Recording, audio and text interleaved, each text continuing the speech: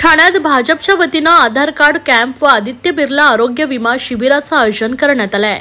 भाजपचे ठाणे शहर जिल्हा अध्यक्ष संजय वाघुले व नौपाडा महिला मोर्चा अध्यक्ष ऋषाली वाघुले यांच्या वतीनं हे शिबिर राबवण्यात आलं असून ठाणे स्टेशन प्लॅटफॉर्म क्रमांक 1 च्या बाहेर आजपासून सलग 8 दिवस हे शिबिर आयोजित करण्यात आलं आहे। या शिबिरात नवीन आधार कार्ड व सुधारित आधार कार्ड दुरुस्ती करण्यात येणार आहे, तर पोस्ट ऑफिसच्या वतीनं 549 मध्ये 10 लाख रुपयांचा अपघात विमा काढण्यात येणार आहे। सकाळपासून सुरू झालेल्या या शिबिराला नागरिकांनी उत्स्फूर्त प्रतिसाद देत या शिबिराचा लाभ घेतलाय। या प्रसंगी भाजपचे ठाणे शहर अध्यक्ष संजय वाघुले, नौपाडा महिला मोर्चा अध्यक्ष ऋषाली वाघुले, भाजपा ठाणे शहर उपाध्यक्ष जयेंद्र कोळी तसेच सर्व पदाधिकारी कार्यकर्ते मोठ्या संख्येने उपस्थित होते। या प्रसंगी भाजपा नौपाडा महिला मोर्चा अध्यक्ष ऋषाली वाघुले यांनी माध्यमांशी संवाद साधताना सांगितले की जास्तीत जास्त नागरिकांनी या शिबिराचा लाभ घ्यावा असं त्यांनी आवाहन केलंय। तर हे शिबिर 8 दिवस आयोजित करण्यात आलं असून नागरिकांच्या मागणीनुसार हे शिबिर वाढवण्यात येईल अशी माहिती दिली आहे। भारतीय जनता पार्टी ठाणे शहरातर्फे व नौपाडा महिला मोर्चा तर्फे आपण ठाणे स्टेशन परिसरामध्ये 1 नंबर प्लॅटफॉर्मच्या बाहेर त्या स्पेस मध्ये आपण आधार कार्डचा कॅम्प आणि आदित्य बिर्ला आरोग्य विमा इन्शुरन्सचा कॅम्प असा आठवड्याचा कॅम्प लावलेला आहे।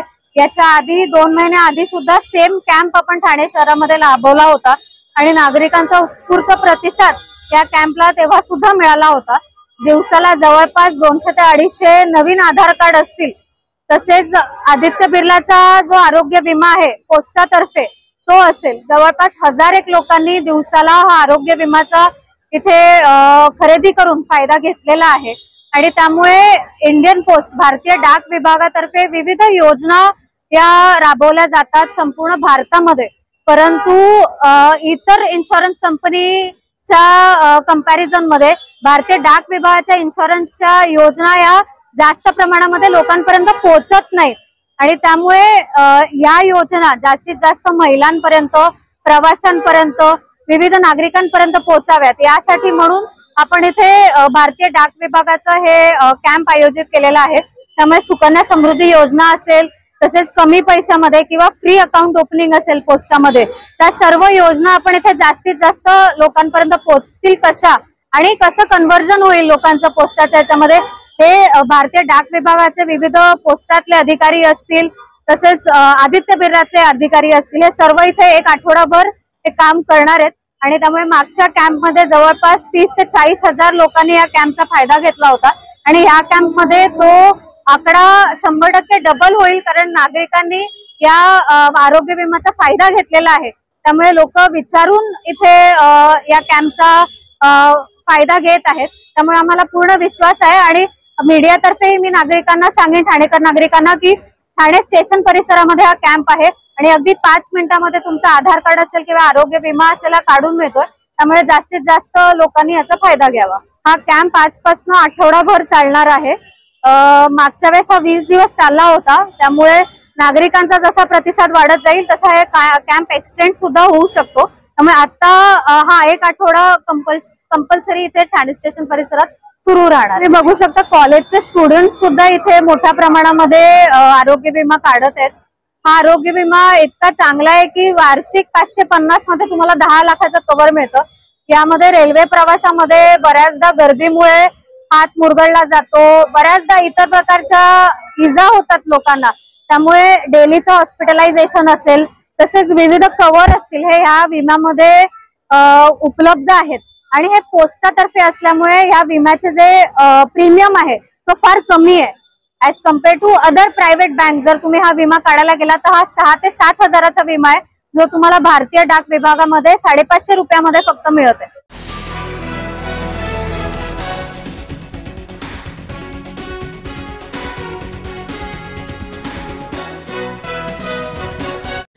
बृहन्मुंबई महानगरपालिकेकडून ठाणे महापालिकेस मिळणाऱ्या पाणीपुरवठ्यात कपात झाली आहे. तसेच या दुरुस्तीच्या कामामुळे बंधाऱ्यातील पाण्याची पातळीही कमी झाल्याने ठाणे महापालिकेस होणाऱ्या पाणीपुरवठ्यातही घट झाली आहे. अशा एकूण सुमारे 30% पाणी कपातीमुळे पुढील आठवडाभर ठाणे महापालिका क्षेत्रात वेगवेगळ्या भागात 24 तासांसाठी पाणी पुरवठा बंद ठेवून पाणी वितरणाचं नियोजन करण्यात येणार आहे. बृहन्मुंबई महानगरपालिकेतर्फे पाणी पुरवठा करणाऱ्या पीसीएतील न्यूमॅटिक गेट सिस्टीममध्ये बिघाड झालाय. त्याच्या दुरुस्तीचं काम रविवार 1 डिसेंबरपासूनच सुरू झालं असून या तातडीची तांत्रिक दुरुस्तीच्या कामामुळे 5 डिसेंबरपर्यंत पाणी पुरवठ्यात कपात झाली आहे. ही दुरुस्ती आणि भातसा नदीच्या बंधाऱ्यातील पाण्याची पातळी कमी करण्यात आली. यामुळे एकूण 30% पाणी कपातीचा ठाणे महापालिकेस सामना करावा लागतोय. या परिस्थितीत संपूर्ण महापालिका क्षेत्रास दररोज 30% पाणी कपातीचा सामना करावा लागू नये यासाठी विभागावर सकाळी 9 ते दुसऱ्या दिवशी सकाळी 9 या वेळेत एकेका विभागाचा पाणी पुरवठा 24 तासांसाठी बंद करण्यात येणार आहे. नागरिकांनी दुरुस्तीच्या या काळात तसेच पाणी पुरवठा सुरळीत होईपर्यंत खबरदारीचा उपाय म्हणून पाणी काटकसरीनं वापरून महानगरपालिकेस सहकार्य करावं असं आवाहन करण्यात आलं आहे. तर विभागात पाणी पुरवठा कधी बंद असणार आहे ते पाहूयात. मंगळवार 3 डिसेंबर रोजी माजीवडा, मानपाडा, कोठारी कंपाऊंड, ढोकाळी, मनोरमा नगर, रुणवाल, डोंगरीपाडा, विजयनगर, विजय पार्क, वाघबीळ, आनंदनगर, कासरवडवली. तर बुधवार 4 डिसेंबरला गांधीनगर, सुभाषनगर, नळपाडा, वसंत विहार, लोकपुरम, लोक उपवन, MMRDA, तुळशीधाम, सुरकरपाडा, सिद्धांचल, कोकणीपाडा, गावणबाग, उन्नती, शास्त्रीनगर 1 व 2 तसेच मैत्री पार्क.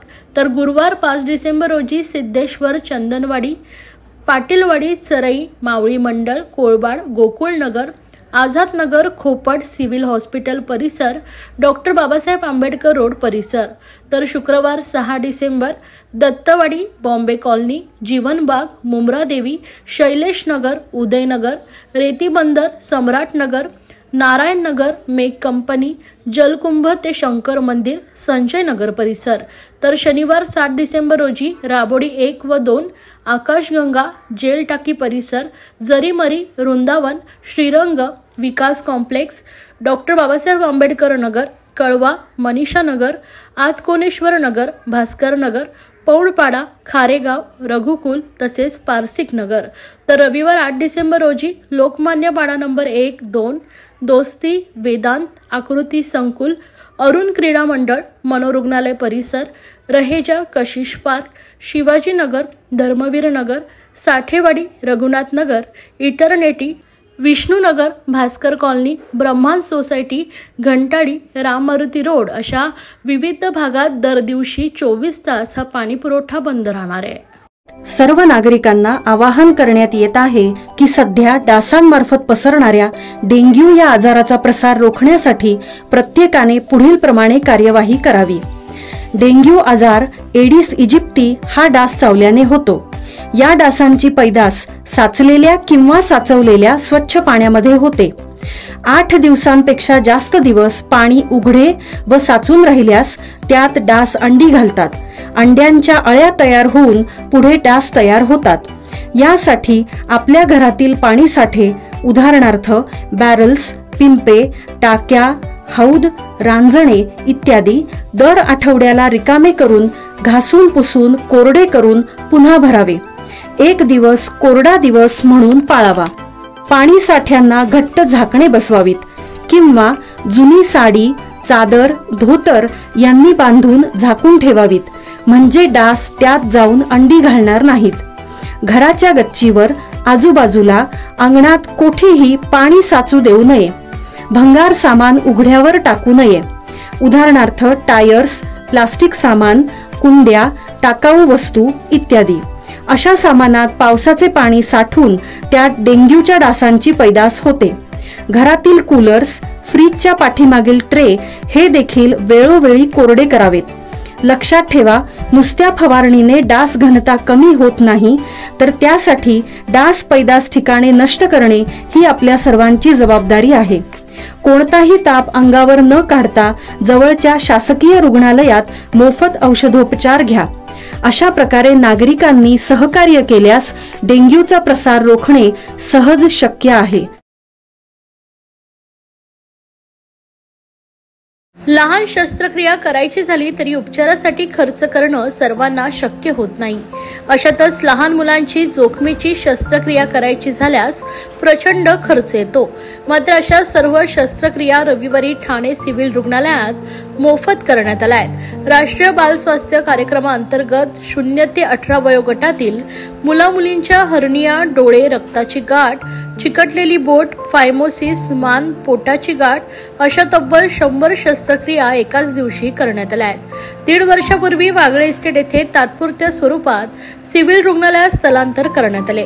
मात्र असं असतानाही रुग्णांची आबाळ होणार नाही याची दक्षता आरोग्य प्रशासनानं घेतली आहे. रुग्णालयात दर दिवशी सुमारे 600 ते 700 रुग्ण उपचार घेण्यासाठी येतात. काही वेळा या रुग्णांवर लहान मोठ्या शस्त्रक्रिया पार पडल्या जातात. मात्र रविवारी लहान मुलांवर विविध शस्त्रक्रिया करण्याचा अनोखा कार्यक्रम पार पडला. ठाणे, पालघर जिल्ह्यातून आलेल्या मुलांची शारीरिक तपासणी करून सोप्या आणि अवघड अशा दोन्ही प्रकारच्या 100 शस्त्रक्रिया केल्या असल्याची माहिती जिल्हा शल्य चिकित्सक डॉक्टर कैलास पवार यांनी दिली आहे. शस्त्रक्रिया करायची असल्यामुळे 2 दिवस अगोदरच मुलांना घेऊन त्यांचे पालक सिव्हिल रुग्णालयात दाखल झाले होते. त्यामुळे त्यांच्या खाण्यापिण्याची संपूर्ण सोय रुग्णालयानं केली आहे. केईएम हॉस्पिटलचे माजी अधिष्ठाता डॉक्टर संजय ओक यांच्या मार्गदर्शनाखाली मुला-मुलींच्या हर्निया, चरबीची गाठ, डोळ्यांचा तिरळेपणा, फाटलेले ओठ, हायड्रोसिल, फायमोसिस, चिकटलेली बोट, रक्ताची गाठ, मूळव्याध अशा विविध शस्त्रक्रिया पार पडल्या आहेत. यासाठी सायन रुग्णालयाचं मोठे सहकार्य लाभलं आहे. डॉक्टर संजय ओक सर जे पेडियाट्रिक सर्जन आहेत, केएम हॉस्पिटलचे माजी अधिष्ठाता डीन होते, त्याच्यानंतर डी.वाय. पाटीलचे व्हाईस चान्सलर आणि मुंबई मेडिकलचे डायरेक्टर होते. तर सर पेडियाट्रिक सर्जन आहेत. आमच्याकडे राष्ट्रीय बाल स्वास्थ्य कार्यक्रम RBSK जे राबवत असतो, शाळामध्ये विद्यार्थीचा चेक करतो, त्यांना काही आजार असेल त्याचे ऑपरेशन्स करणं वगैरे ते आमचा तो पार्ट असतो. यासाठी सरांशी असोसिएशनमध्ये आम्ही शहापूरला हे कॅम्प नेहमी करत राहतो. सर अख्ख्या महाराष्ट्रात फिरतात RBSKच्या लहान मुलांचे ऑपरेशन्स करण्यासाठी. दुर्गम भागात जाऊन ऑपरेट करतात. तर आज आपण इकडे जवळपास 100 मुलांचं ऑपरेशन करायचं ठरवलेलं आहे. त्याप्रमाणे मुलं ऍडमिट केलेले आहेत, त्याची सगळं टेस्ट झाली आहे आणि आज ऑपरेशन चालू झाले आहे. आतापर्यंत जवळपास 35 ते 40 मुलांचं ऑपरेशन झालेलं आहे. आणि ओक सरांमुळे ओक सर आणि सायन्सची जी पेडियाट्रिक सर्जरी डिपार्टमेंटची टीम आहे ती पूर्ण टीम आलेली आहे. त्या दिवसभरात ते जवळपास 100च्या घरात सर्जरी करतील. आणि लहान मुलं जे ठाणे जिल्ह्यातले आहेत, जे आदिवासी दुर्गम भागात आले, कसारा, कर्जत वगैरे पासून तर पालघर जिल्ह्यापर्यंतचे काही मुलं आहेत, त्याच्यामध्ये गडवाडा वगैरे याच्यातले सगळ्या मुलांना आम्ही ऍडमिट काल केलं होतं. त्याची राहायची व्यवस्था इकडे केली, त्यांना पिकअप केलं, त्यांना ड्रॉपही करणार आहे. आणि एक तसे सुज्ञ असा उपक्रम आज राबवतोय आम्ही. आणि याच्यामध्ये जे काही बॅकलॉग किंवा काही जे मुलांचे ऑपरेशन करून घेणं कठीण होतं, ज्यांना खर्च आईवडील करू शकत नाही, ज्यांना जास्त नॉलेज नाही, त्यांना आम्ही या दृष्टीने सगळं काउन्सिलिंग करून त्यांना सगळ्या तऱ्हेची मदत करून फ्री ऑफ कास्टचा ऑपरेशनचा कॅम्प आहे. आणि ते केवळ संजय ओक सरांमुळे, डॉक्टर संजय ओक सरांमुळे होत आहे.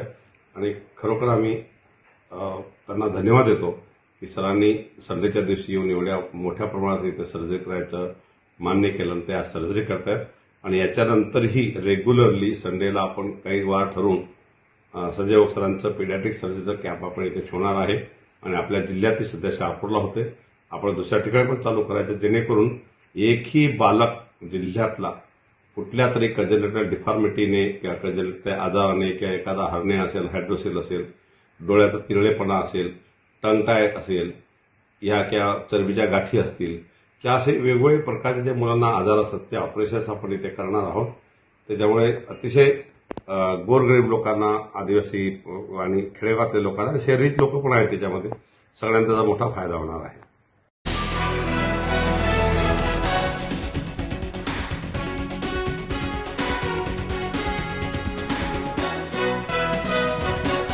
ठाणे महानगरपालिका क्षेत्रात शासनाच्या मार्गदर्शक सूचनांनुसार सार्वजनिक आरोग्य विभागामार्फत रविवारी 8 डिसेंबर 2024 रोजी उपराष्ट्रीय पल्स पोलिओ मोहीम राबवण्यात येणार आहे. सर्व बालकांना विहित वयात प्राथमिक लसीकरण, नियमित AFP सर्वेक्षण आणि पल्स पोलिओ लसीकरण मोहिमेअंतर्गत 0 ते 5 वर्षाखालील सर्व बालके संरक्षित करणं हा या मोहिमेचा उद्देश आहे। राज्यात सन 1995 पासून दरवर्षी पल्स पोलिओ मोहीम राबवण्यात येते। ठाणे महापालिका क्षेत्रात एकूण 1278 बूथवर ही लसीकरण मोहीम राबवण्यात येणार आहे। त्यासाठी महापालिकेचे 2556 कर्मचारी कार्यरत असतील। गेल्या वेळी झालेल्या मोहिमेत ठाणे महापालिका क्षेत्रात 0 ते 5 या वयोगटातील 1,78,824 बालकांना लस देण्यात आली होती। ठाणे महानगरपालिकेच्या सार्वजनिक आरोग्य विभागांतर्गत कार्यरत सर्व आरोग्य केंद्रांमध्ये ही लस मोफत उपलब्ध करण्यात आली। त्याचा लाभ पालकांनी 0 ते 5 वर्षांपर्यंतच्या सर्व बालकांना द्यावा, असं आवाहन ठाणे महानगरपालिकेच्या वतीनं करण्यात आलं आहे।